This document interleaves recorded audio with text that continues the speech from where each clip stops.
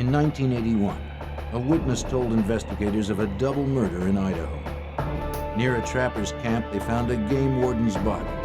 A second warden's body was missing, along with the killer, Claude Dallas. Investigators would track the mountain man through unforgiving country he knew better than anyone. In an area known for anti-government sentiment, the FBI knew the manhunt would be difficult, but Dallas must be found.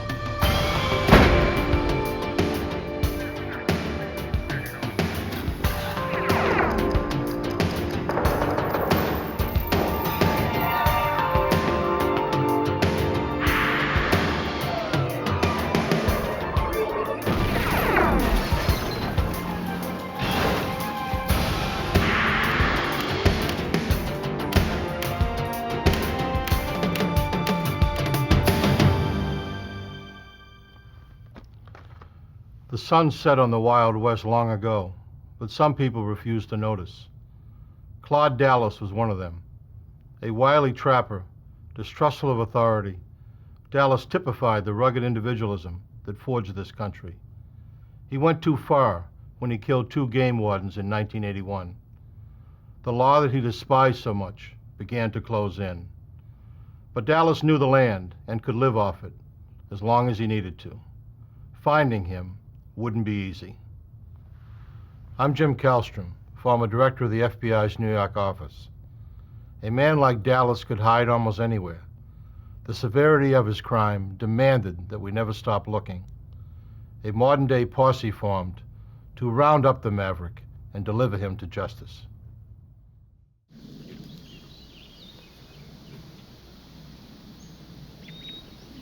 On January 5th, 1981, Jim Stevens arrived at a friend's trapping camp, bringing provisions as promised.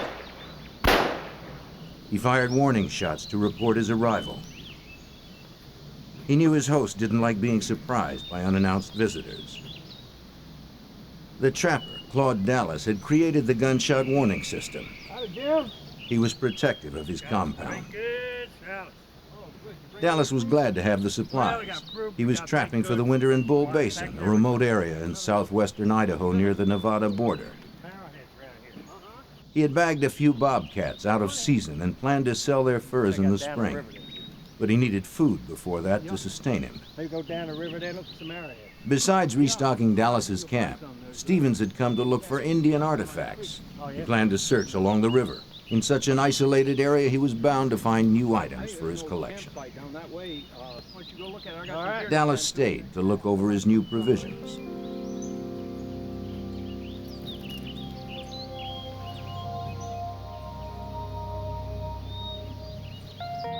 Stevens was away for only a short time. Overhearing raised voices, Jim Stevens soon returned to the camp. He found his friend was not alone. Dallas was arguing with 2 game wardens, Bill Pogue and Conley Elms. Hey, Claude. Oh, you got a gun, sir? Stevens noticed Dallas's shoulder holster was empty. Though the wardens rarely met with trouble, few woodsmen were happy to see them. They requested Stevens' gun, following standard field procedure. All right, talk to me again. Are you up here with him? Yeah. He's just bringing Pogue and Dallas argued about the bobcat skins hanging nearby. In Idaho, the season hadn't opened yet. Season started 2 weeks ago. I know where they came from. Nevada. Those aren't from Nevada. Dallas's temper rose as he fumbled for an excuse. Their argument intensified. Pogue mentioned a citation, further angering the trapper. Then Warden Elms entered Dallas's tent to look for more contraband. Dallas became furious, insisting they needed a search warrant. Sir, I said stop it. Warden Pogue turned his attention to the tent. Suddenly, Dallas was firing a gun.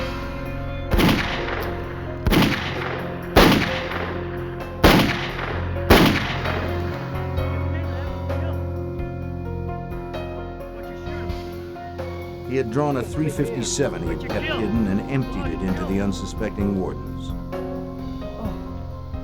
Without a word, Dallas reached for his .22 rifle and carefully aimed behind the ear of Bill Pogue.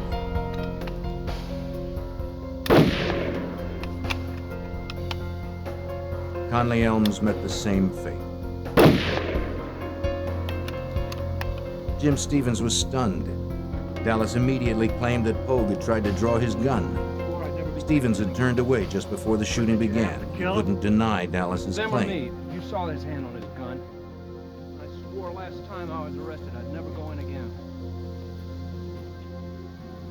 But did you have to kill him? But why would the warden have drawn? And why was Elms killed? Maybe his friend had gone crazy. You find something to cover him up with. Fearing for his life, Stevens decided it was best to cooperate. He complied with Dallas's orders. Using one of Dallas's mules, they hauled Bill Pogue's body up to the ridge where Stevens' blazer was parked. They dumped the body into the truck and returned to the camp. Conley Elms' body was too heavy for the mule to carry up the hill to the truck. Dallas first suggested they quarter him and haul the pieces. In the end, they dragged him almost half a mile across the rocky ground to the river.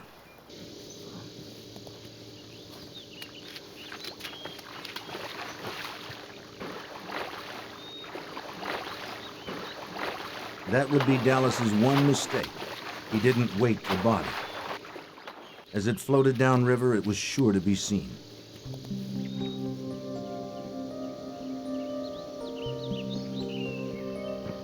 As a trapper, Dallas knew about leaving tracks. He must cover his to make it hard on the investigators who would hunt him. Using kerosene, he burned the bloody spots left by moving the bodies. Stevens had to help. Dallas then built 2 small fires to burn the ropes used to move the wardens and some of the warden's equipment.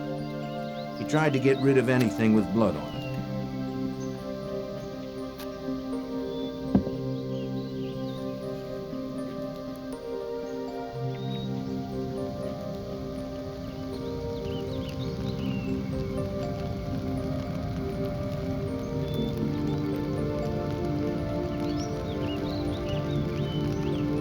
Dallas never expressed remorse for the killings. To Stevens, Dallas seemed without emotion. It was more reason to fear him. Dallas had to get rid of Bill Pogue's body. He decided to go to a friend's house in Nevada for help. Stevens didn't want to cross Dallas, and it might give him a chance to get away from the killer. They would head for Paradise Hill, Nevada, 5 hours away.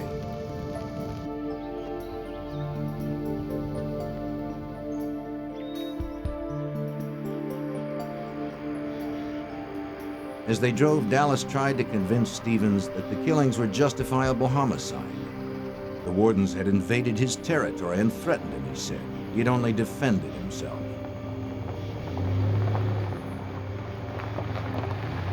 Stevens couldn't understand how it was self-defense, but he didn't argue. There was no telling what Dallas might do to him. Near the end of their drive, Dallas apologized for involving Stevens. They arrived at the home of George and Liz Nielsen in Paradise Hill, Nevada, around 11 o'clock that night. The Nielsens ran a small tavern out of their house and were just closing for the night. George! George! George! George, it's Claude! Dallas told his old friend George he had just killed 2 fish and game officers. He needed Nielsen's help.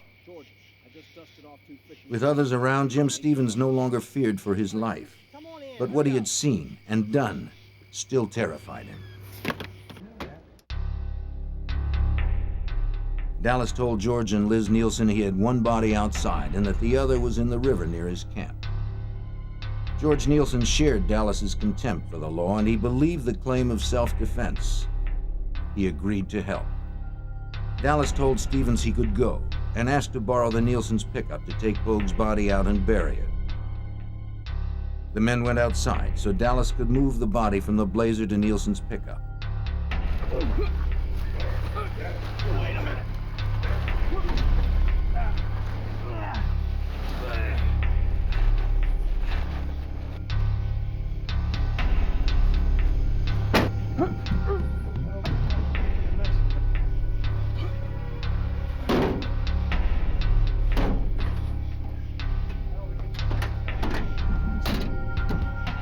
Stevens could finally head home. Dallas went off alone to get rid of the body. Hours later, he would return to the Nielsens to shower, change clothes, eat, and pack. The Nielsens would give him food and some cash.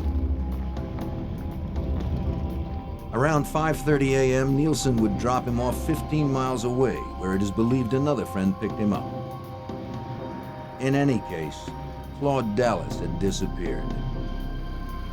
A few hours later, Jim Stevens realized he had to go to the police. Liz. After talking with George, he visited Liz Nielsen at the local hospital where she worked. We gotta go. She agreed they should contact authorities. They were too involved not to. We gotta turn him They met with the county prosecutor. Stevens explained that he was there at the time of the shootings, but had his back turned when Dallas started firing. Exactly what you saw. in. We went down the river there. He didn't see if Pogue had drawn his gun, so Stevens couldn't verify or dispute Dallas's self-defense story. As this fight George and Liz started, Nielsen well, told how they had helped Dallas disappear, but they didn't know where he was. All anyone knew was that for some reason, we gotta get him Claude in the Dallas car, had so snapped. we load He was him up. unpredictable, armed, and out there somewhere.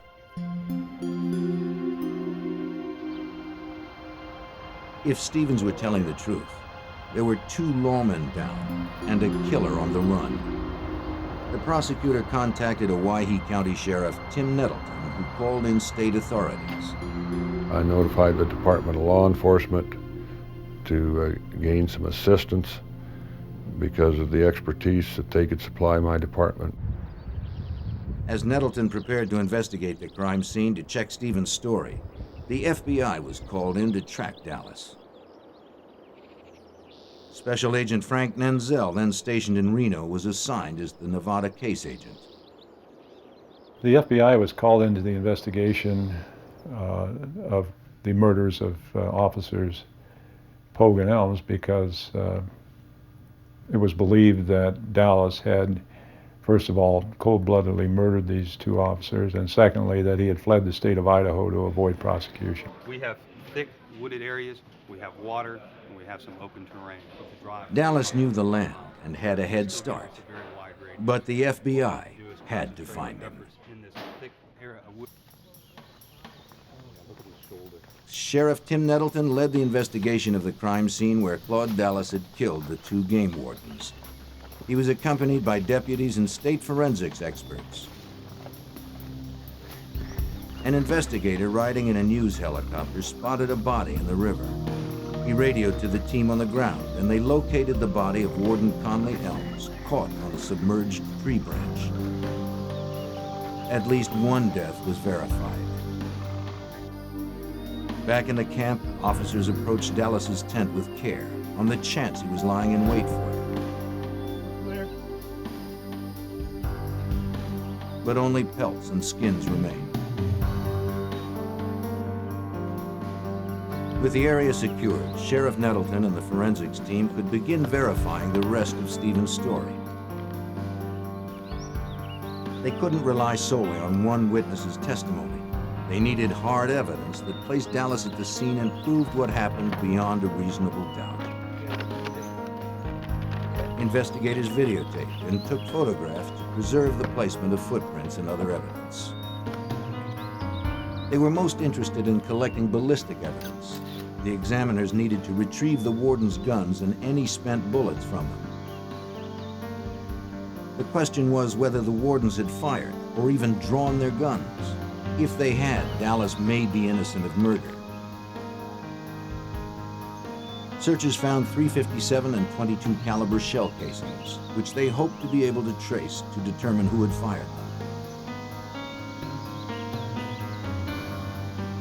Although evidence had been burned, much still remained. The scorched twigs might yield powerful clues. In the process, we found where the sagebrush had been piled on human blood, later identified as Bill Pogue's and Conley Elms' blood, and burned. We assumed to destroy the evidence. It was painstaking work, but their meticulousness was crucial. even the tiniest traces of evidence would be useful to Idaho State Crime Lab examiner Rick Groff.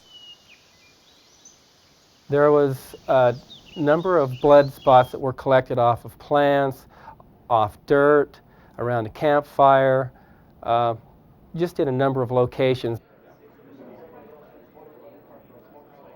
The one eyewitness, Jim Stevens, cooperated fully.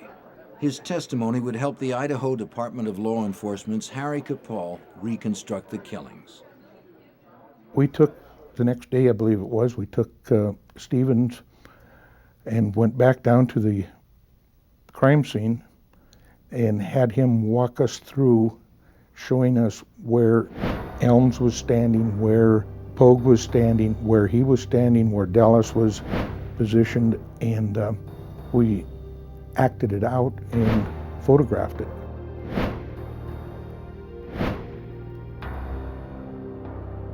Investigators were sure of what had happened, but they didn't know where Claude Dallas was or where he had hidden Bill Pogue's body.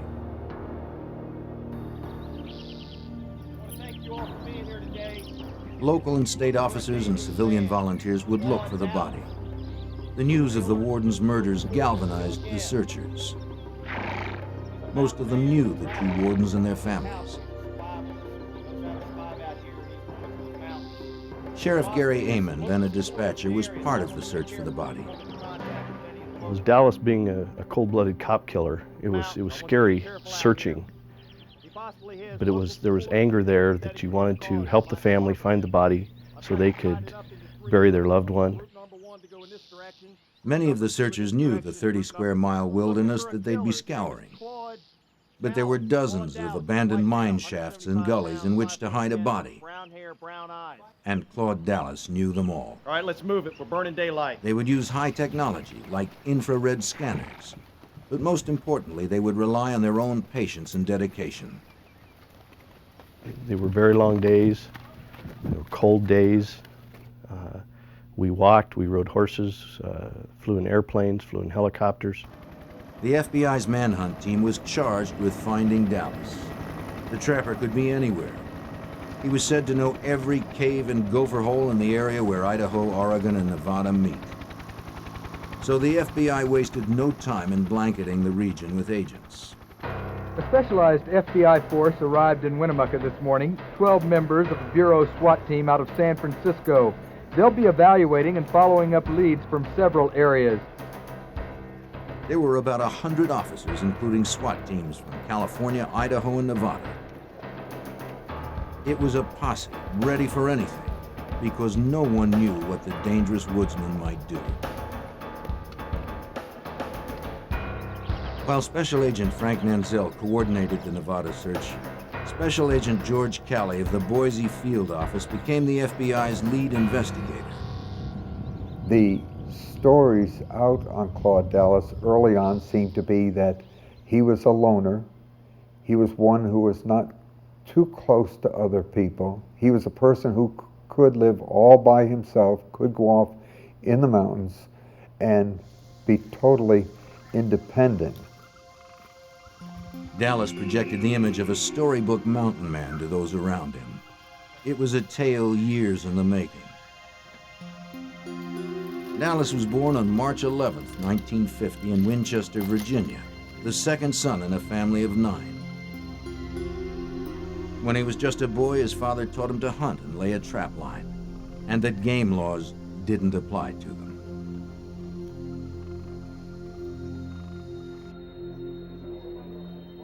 The FBI learned that Dallas's name was already in their files for a draft dodging charge more than 10 years earlier.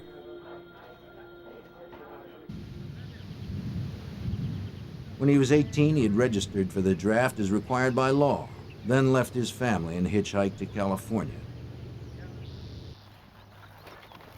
Dallas found work as a ranch hand, though he had no experience.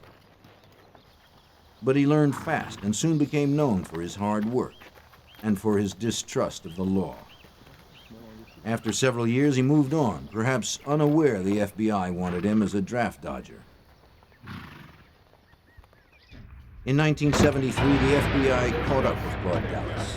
They arrested him for failure to report for induction. But the draft board couldn't prove he had ever received his draft notices. They dropped the charges. It was his first victory over the government laws he despised. Dallas moved to Paradise Hill, Nevada. He decided to trade ranch work for the life of a trapper. He wanted to be completely independent.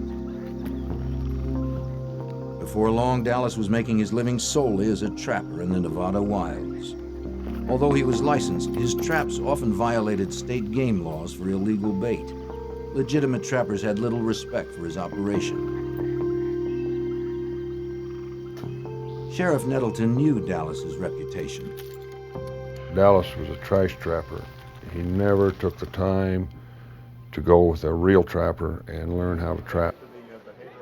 As authorities investigated the man they were hunting for alleged murder, they uncovered a history of conflict with the law.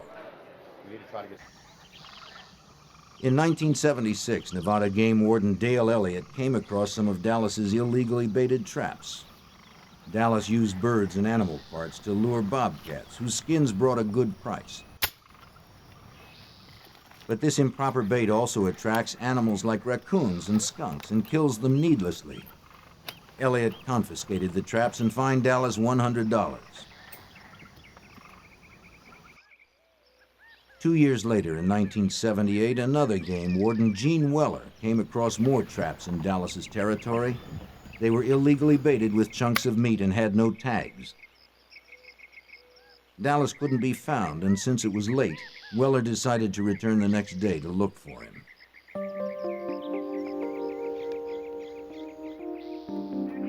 The following morning, Weller and a sheriff's deputy found Dallas's Jeep.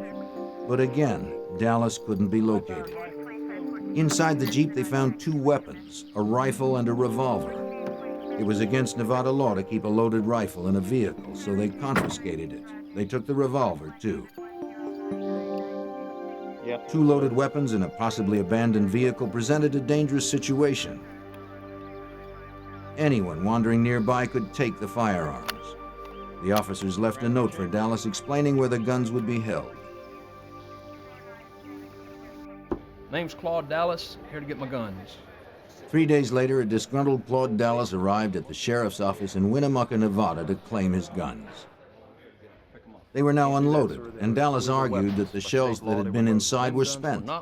The deputies couldn't produce evidence that the guns had held live rounds. The weapons were returned, and no fine was issued. It was another Dallas victory. Claude Dallas was a man who rejected the rules of society. But if his rules allowed for murder, the FBI had to bring him in.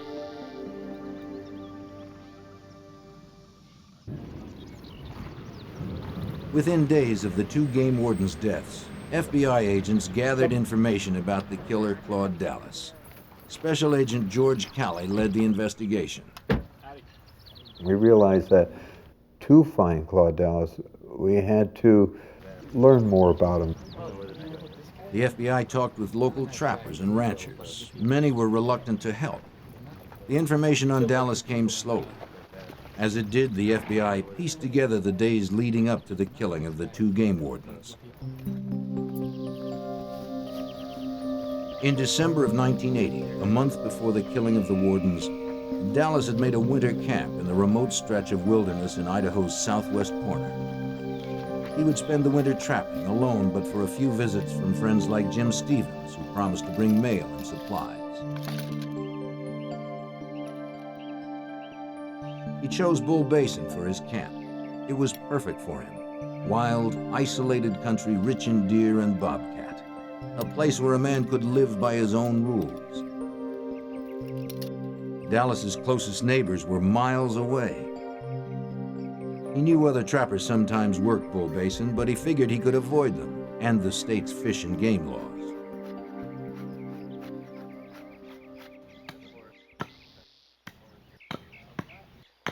But one day, his neighbor paid him a visit. Eddie Carlin owned the 45 Ranch, 12 miles away. He often trapped in Bull Basin, and he wanted to know who was working his territory. Carlin saw illegal bobcat furs in the camp. When he commented on them, Dallas said he didn't believe in man-made laws. Something about the trapper made Carlin uneasy. Well, I got a long line out here. I run 40 traps. He nervously eyed Dallas's .357, a more powerful weapon than a trapper needs. Any of these come off of the Carlin made it clear his family had trapped in Bull Basin for years. Finally, they agreed to work separate areas of the basin. I keep my property line squared away there. Okay. They would stay off each other's turf. For the moment, Eddie Carlin was more concerned about a couple of trappers poaching on his 45 ranch itself. In the Northwest, working another man's land is like stealing directly out of his pockets. Carlin drove 2 hours to the nearest phone to alert the Fish and Game Department. It was 10 p.m. on January 4th when Carlin reached Game Warden Bill Pogue. I just come back. Pogue was known as a strict, by-the-books warden. Carlin knew he would help him clear his ranch of unwanted trappers. All right, look, I'll see you in the morning. Pogue understood Carlin's concern. That would be great. The poachers needed to be caught before they moved on to new territory. Pogue told Carlin he'd head out right away, but he needed to find a partner. He called 2 wardens who were unable to make the trip. Finally, he reached Conley Elms.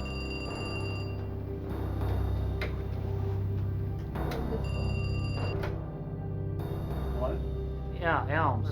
It was late, but when Elms heard the problem, he immediately agreed to go.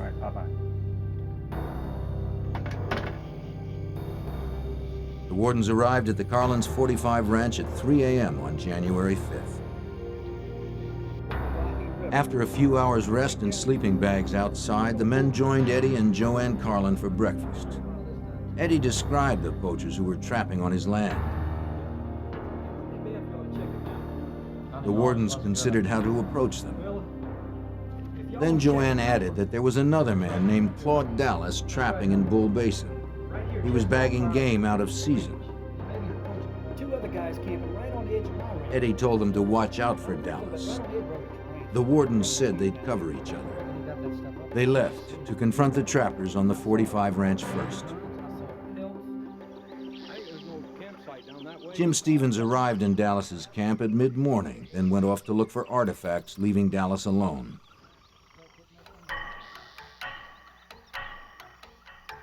The wardens entered the camp to check on the possible trapping violations. Claude Dallas? Yep. Come out of the tent, please. Bill Pogue, Conley Elms, game wardens. Dallas would later tell Stevens what happened next. The wardens asked Dallas for his gun. He surrendered one that the wardens had seen, but kept a second .357 pistol hidden. 40-mile trap line goes down into Nevada. I've got a license. Let me see your licenses. Dallas said the argument began after the wardens checked his trapping licenses. They asked about the pelts he had hanging up. What's in the tent? Pogue pressed Dallas about the bobcat furs, and Dallas's anger rose. What about these pelts? These pelts came from here. No, these are. Hey, sir. Whoa, hey, The tension quickly escalated. You got a warrant? He doesn't need a warrant. This is my home. Step back. And in an instant, Dallas's temper turned deadly.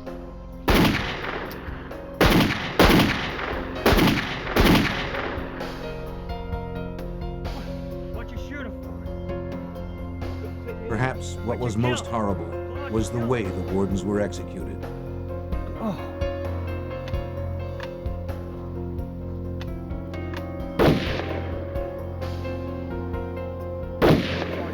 Sheriff Nettleton understood the implication of the shots to the head. That shot behind the ear was to finish him off, and is a common way of administering death by a trapper. Clearly, Dallas considered the wardens no more than animals stumbling into one of his traps. The cold, terrible nature of the crime didn't faze Dallas. Unshaken, he tried to cover his tracks, intimidating Jim Stevens into assisting him. Then he vanished.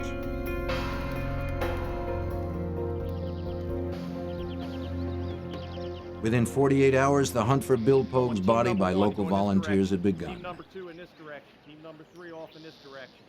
Elm's body had been found, and the story Jim Stevens recounted was proving to be true. The other warden was still missing.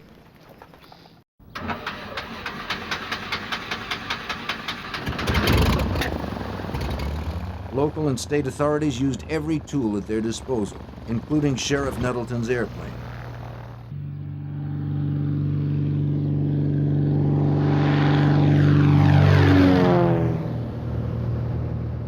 The aerial search allowed for initial sweeps of large areas to be conducted quickly. It was necessary in such a vast expanse of territory. Freshly dug earth or other signs of Claude Dallas's actions may have been visible from the air. But finding a body would require a slow, careful ground search too, by a team that included Sheriff Gary Amon.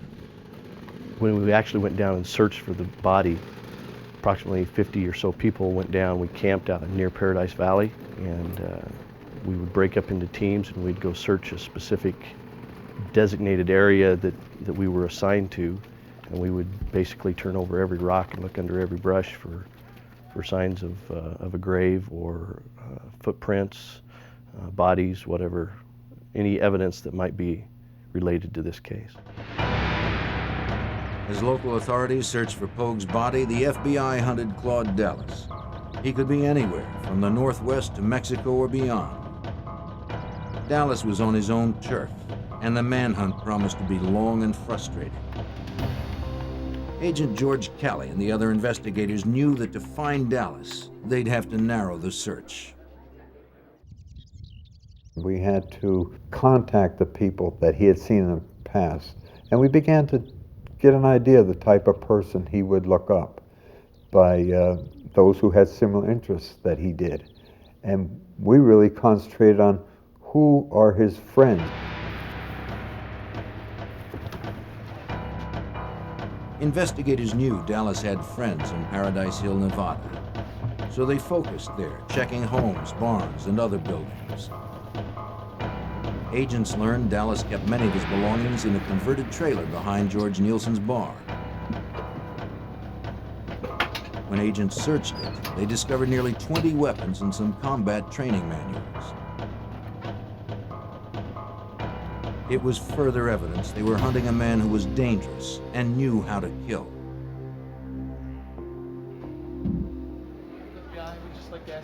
Inside Nielsen's bar, the FBI questioned everyone who knew Dallas. The Nielsens were helpful, telling the FBI the same information they had given the county prosecutor earlier.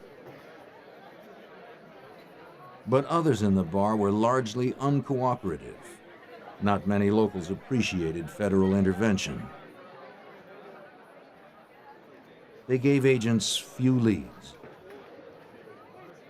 It was clear people were protecting Dallas, either because they liked him or because they disliked the law.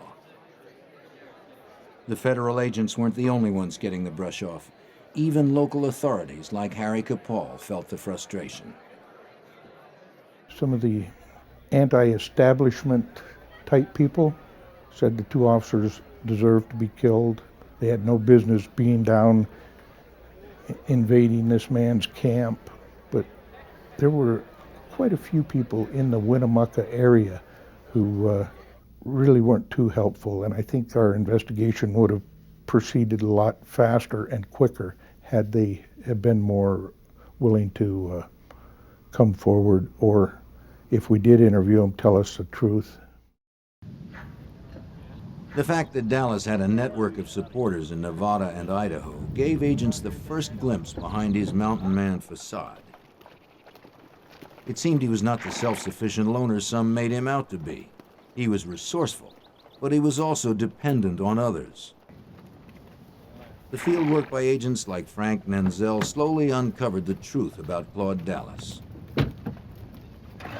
He wasn't earning any money, so he had to have some way to eat and sleep and that sort of thing, or a place to go to hide. So he was able to avoid us because he did have some friends, not only in the state of Nevada, but in Northern California where he had relatives.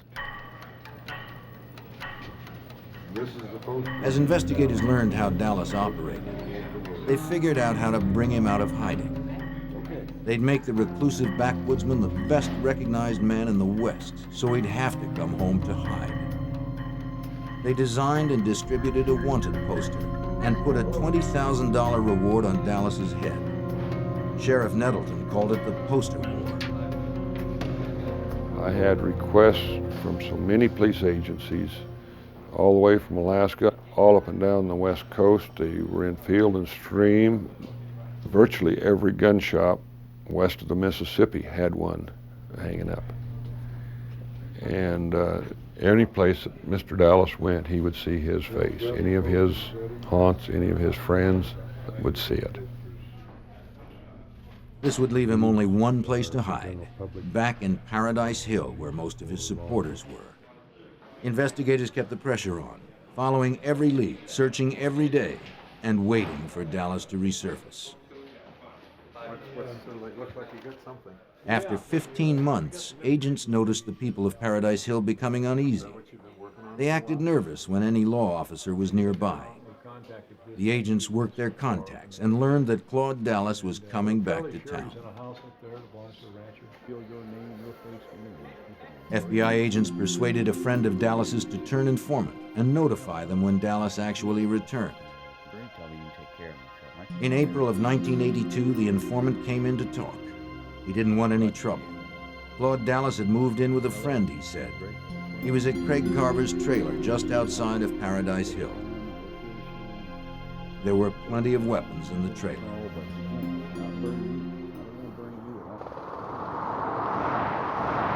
Within 12 hours, the arrest team had assembled and was ready to raid Carver's trailer. They had to act fast. There was no room for error. On Sunday, April 18, 1982, the FBI made their move on Claude Dallas. They descended upon his quiet, remote hiding spot. With air and ground support, the SWAT team quickly positioned themselves for the raid. They knew Dallas was an expert marksman and that he would be heavily armed. Special Agent George Calley was at the raid. And I well recall the announcement that this is the FBI, and Claude Dallas come out, words to this effect. And he did, he came out. But not the way they expected. Dallas dived through the window of the trailer and went to a truck. Agents were momentarily helpless to stop him. The arrest team mobilized and the chase was on. The FBI had spent more than a year tracking the cop killer. They could not let him get away.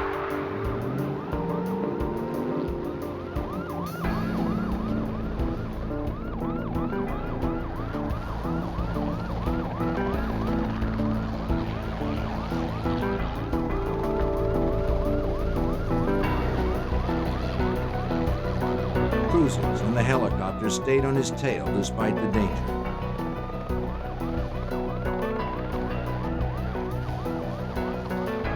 Dallas was shooting from his truck as he sped along. Agents and officers returned fire as they chased him.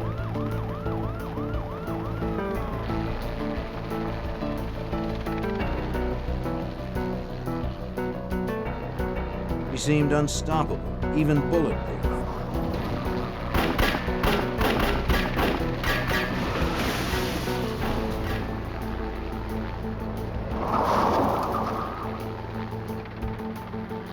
But then his luck ran out. His truck stopped dead.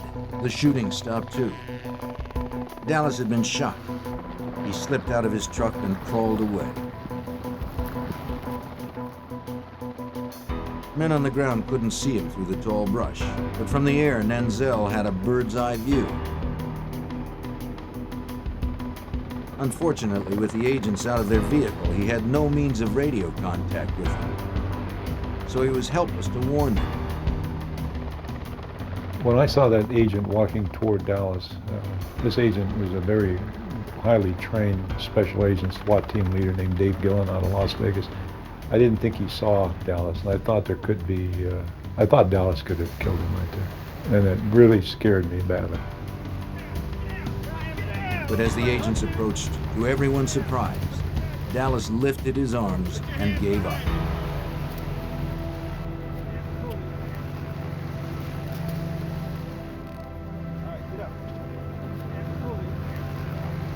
He was transported to a nearby hospital for treatment. The FBI had their man. Frank Nanzell breathed a sigh of relief. Dallas told us he could have killed the agent that was walking toward him. And I said, thanks for not killing him. With Claude Dallas secure behind bars, prosecutors began to build their case against him. This morning, investigators went through Dallas's belongings looking for evidence to help in prosecuting him. Items searched included traps, pelt stretch boards, clothing, and 8 guns. I believe there is a possibility that we could have the homicide weapon, but we don't know. How many weapons are you looking for? We're looking for one particular weapon. But you're specifically looking for the gun that Claude used to shoot? We're hoping it might be in this bunch. At the Idaho State Forensics Lab, examiners tested the weapons confiscated from Dallas's trailer. They hoped to find the guns used to execute the wardens. But the tests were inconclusive. Prosecutors would have to rely on other forensic evidence and the testimony of Jim Stevens to earn a conviction. When Claude Dallas was released from the hospital, he was booked at the Humboldt County Sheriff's Office, then flown back to Winnemucca, Nevada. When they had Dallas in custody and got back to the airport in Winnemucca, it was just a feeling of relief. Hey, it's over with. Now let's get him tried. Authorities were taking no chances. Security at the Owyhee County Courthouse was bolstered for Dallas's arrival. From the first day of the trial, the courthouse was jammed with spectators, split into pro and anti-Dallas camps. His most vocal advocates were the so-called Dallas cheerleaders. During the trial, there was a group, mostly ladies, that were openly antagonistic towards any law enforcement, that thought Mr. Dallas was cute and being railroaded. Didn't mind telling anybody that we had no business prosecuting him. The prosecution expected an easy conviction on first-degree murder charges. They had a witness to the crime, forensic evidence, and a defendant who eluded capture for over a year. But it wouldn't be easy. Whether it was the strong defense or Dallas's charisma, after 7 days of deliberation, the jury reached a shocking verdict. Instead of the maximum charge of first-degree murder, they found Claude Dallas guilty of 2 lesser charges of voluntary manslaughter. If the jury was beguiled by Dallas, the judge was not. He gave Dallas the maximum sentences he could, a total of 30 years. During the trial, Dallas finally gave up the location of Bill Pogue's body. This provided some relief to the people who had searched the wilderness for months. Still, many felt justice had not been done. We were shocked that Dallas got away with this, because he had cold-bloodedly murdered 2 very fine Idaho officers, and not only murdered them, but shot them in the back of the head like they were just animals that he caught in a trap. And I thought that it was the worst decision. There was no justice. I felt bad for law enforcement, but I really felt bad for Pogue and Elm's family. I thought that was just tragic. Bill Pogue's body was recovered from a shallow grave about 15 miles southwest of Paradise Hill, Nevada. And Claude Dallas began serving his time at the Idaho State Penitentiary. But the ordeal was not over. After 3 years in captivity, on Easter Sunday, 1986, he once again became a fugitive.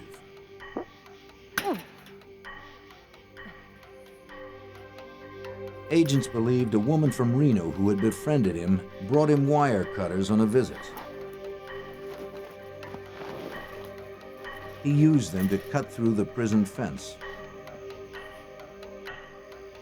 It seems she also provided the getaway car. Dallas was now an escaped killer, and the manhunt team responded with full force.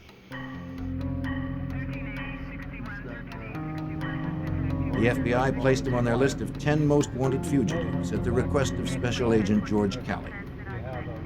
We knew could be difficulty in finding him, that should get him on the top 10. Knew that getting this publicity, not only nationwide but worldwide, and our wanted flyers that go out. Special Agent Nenzel welcomed the top 10 listing. You have the backing of the entire FBI, more so than you would in just a regular case. I mean, we have all the equipment, helicopters, planes, technical advice, laboratory, SWAT teams, people that are able to do all kinds of things will help you on a solid lead on an FBI top 10 fugitive case. The media also turned more attention to the case, generating more leads. The search was off to a strong start. Hopes were high when agents quickly located the car allegedly used in the escape. Forensics examiners processed it for prints. It may lead them to the escapee. But he had left no trace of himself. A few months after Dallas's escape, agents had a hot tip on his whereabouts. He was hiding in the small mining town of Eureka, Nevada. Under cover of darkness, Vegas and Reno SWAT teams arrived for the raid.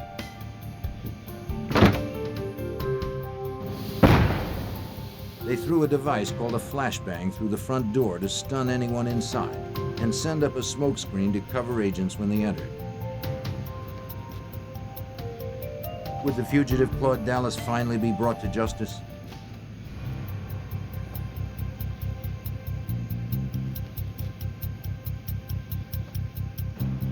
SWAT team members searched the house for Claude Dallas, but he had slipped away again. Maybe the agents had been in the small town too long and word had gotten out. In any case, Dallas was gone.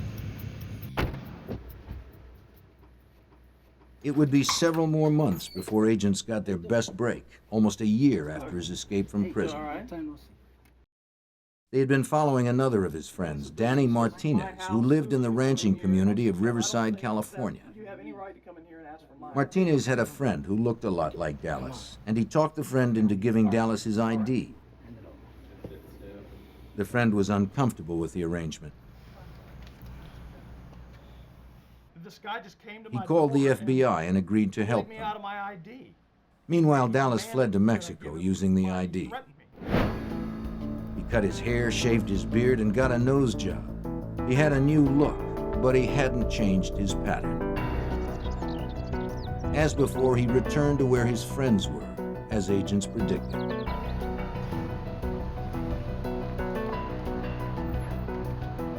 When Claude Dallas returned to Riverside, Martinez had the informant take Dallas to a motel. The friend quickly alerted the FBI. Knowing Dallas was inside, a SWAT team assembled at the convenience store across from the motel.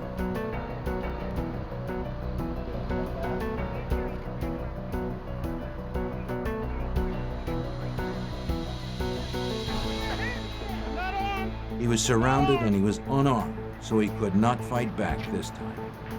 Claude Dallas was once again in custody. Anyone will be appointed for you.